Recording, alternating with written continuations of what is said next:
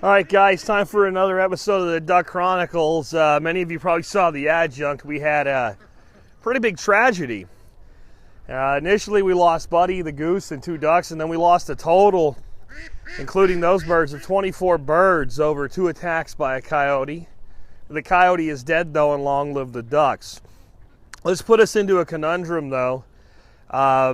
Many of the ducks we lost were females that were due to start laying in January, February for our production requirements. And losing that many birds, and almost all the birds we lost were females, is kind of a problem. So we took corrective action last night. We acquired some new Muscovies, so we're going to see if we can find them. They're in 2 groups. One group are pretty much adults. They're chocolate phase Muscovies.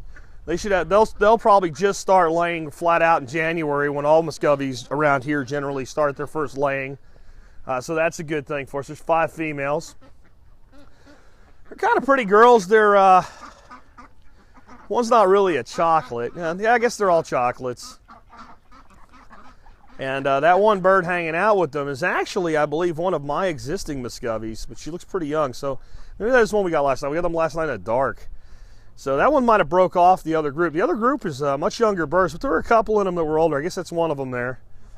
So these guys have really not gone very far. They've used the watering tubs over there to clean up a little bit with. They were really kind of dirty looking when we picked them up. They were being kept in cages, and then they had to ride in a dog kennel for about 15 miles. And, they get freaked out and they poop a lot. So it was a nasty mess last night. I have one little wound. I always talk about Muscovies being dangerous as far as claws, far more than other ducks. And a lot of times when I do in-person seminars, I see people roll their eyes. Guys, if you're working with scubs, man, you gotta be careful. The claws they have are damn near raptor-like.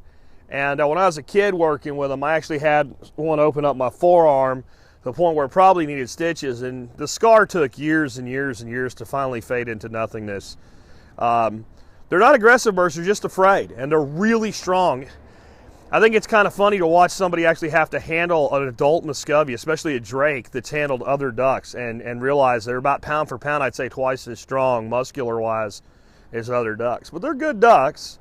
They actually lay a lot. They'll give you 120, 150 eggs a year. The problem is they give them all in a certain period of time, or 2 periods of time, and then the rest of the year they don't do anything. So they kind of give you these ebbs and flows of production, but they'll help us get through this gap.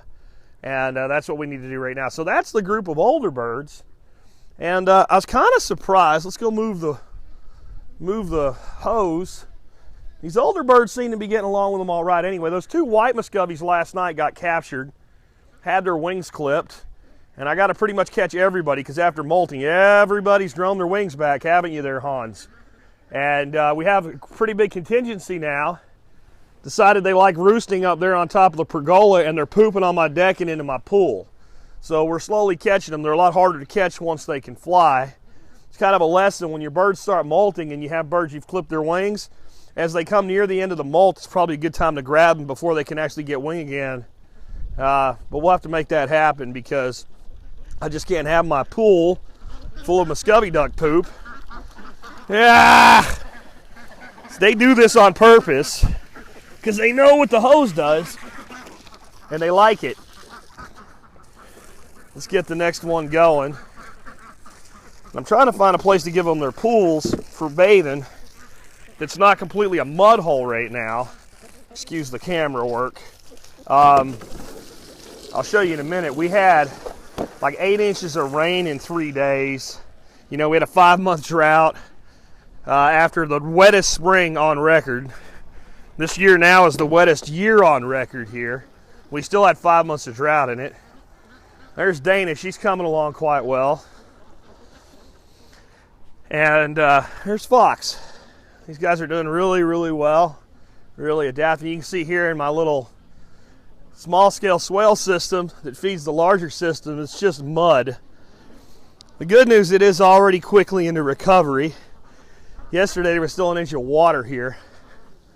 Let's see if I can find the other ducks. They were in a big tight clump earlier. The sun's so low in the sky. There they are. There they are. And I was kind of surprised they came out this far. You see they're younger birds.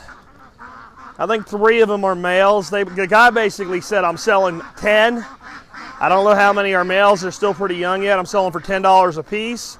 You take them all or don't buy them. So in my current situation, I decided to buy them. I think that's going to be a really pretty duck right there, that gray one with the black head. And that does look like a female. They're kind of merged in with everybody else, and that's good. But they've really kind of clumped up. So there's 11 of those guys in there total. Like I said, everything is just mudded up. Good day to be a duck, though. All 3 main swales are full. Have them back here for one more day. Tomorrow they're going to go up there. Those big swales in the front should all be still pretty holding quite a bit of water tomorrow. This time of year, when we get rain like this, the swales will stay full for a week. All you mosquito freaks, don't worry. No mosquitoes this time of year. Too damn cold.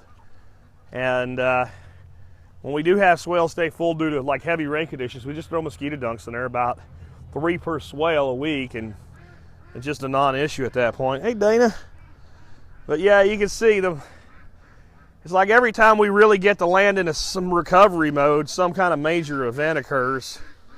But we're working on it. We're heading into real winter now. Remember, winter actually hasn't started yet, despite how cold my hands are right now. Winter starts December 21st. I thought we were going to get a climb cam moment there for Dana, but she decided not to. The ducks don't really like the cats, but the cats pretty much ignore the ducks. Dana's stalked them a couple times. Fox pretty much ignores them. Fox has been sprayed with a garden hose a few times. Sooner or later, Dana's going to learn the hard way. Dana's going to go charging at them, and one of those Muscovy drakes is going to beat the tar out of her, and things take care of themselves from there, so to speak. So I got work to do.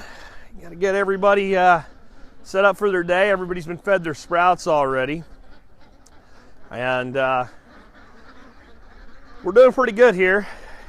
Probably can't see it, but out there in the distance, there's a coyote head on a T-post and a dead coyote laying in the field. And that's the only thing we can really do about that. We will be putting in some trapping measures in. We have to be careful that we're not going to catch any neighbors' dogs or anything like that, but we're going on a full-on predator control. We just cannot have another episode like that again. Today I actually have my handyman guy coming in. He's going to be putting hot wire all around their holding area, so at least they're protected by hot wire at night. And we'll show you that once it's done. Cat's checking out the pool, and we'll catch up with you later.